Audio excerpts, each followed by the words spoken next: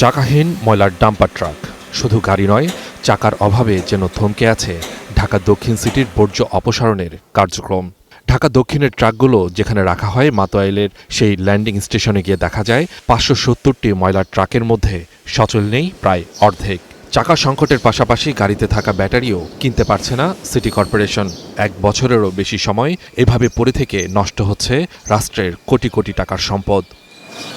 এ তো গেল বন্ধ হওয়া গাড়ি, যেগুলো এখনও রাস্তায় চলছে সেগুলোর অবস্থাও করুন। অধিকাংশ গাড়ির চাকা ক্ষয়ে কঙ্কালসার। জীবনের ঝুঁকি নিয়ে লক্কর ঝক্কর এই গাড়িগুলো চালাচ্ছেন চালকরা। এর সাথে যোগ হয়েছে আরও বড় সমস্যা। ঢাকা দক্ষিণ সিটি কর্পোরেশনের বর্জ্য অপসারণের জন্য থাকা ৭০০ গাড়ির মধ্যে প্রায় ৪০০ গাড়ির চালক নেই। এখন প্রশ্ন হলো, এই সংকট বা বেহাল দশার কারণ কি? যেখানে এই গাড়িগুলি যাচ্ছে সেখানে কিন্তু নানান ধরনের ওয়েস্ট ওখানে মিশ্রিত থাকে, লোহা জাতীয় জিনিস থাকে।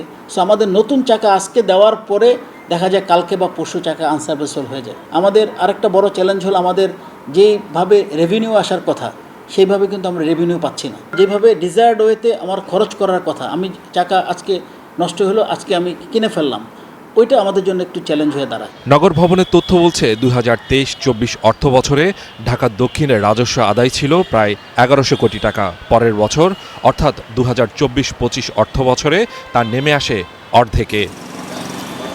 তবে সংকট কাটিয়ে ওঠার স্বপ্ন দেখছে কর্তৃপক্ষ। গাড়িগুলোর সমস্যা সমাধানের পাশাপাশি কর্পোরেশনের আয় বাড়ানোর পরিকল্পনার কথা জানিয়েছেন প্রশাসক। অভিভাবকহীন সিটি কর্পোরেশন ছিল। একটা গভর্নমেন্ট থাকলে একটা কর্পোরেশনের যে একটা অথরিটি থাকে, অথরিটিটা তো থাকবে।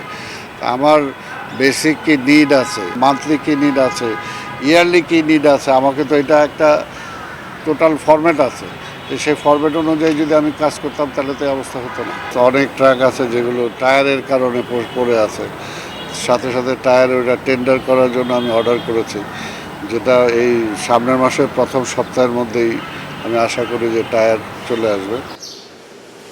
রাজস্ব সংকট কাটিয়ে দ্রুত এই গাড়িগুলোকে সচল করতে না পারলে বর্জ্য ব্যবস্থাপনা ঝুঁকির মুখে পড়বে ঢাকা দক্ষিণ সিটি কর্পোরেশনের।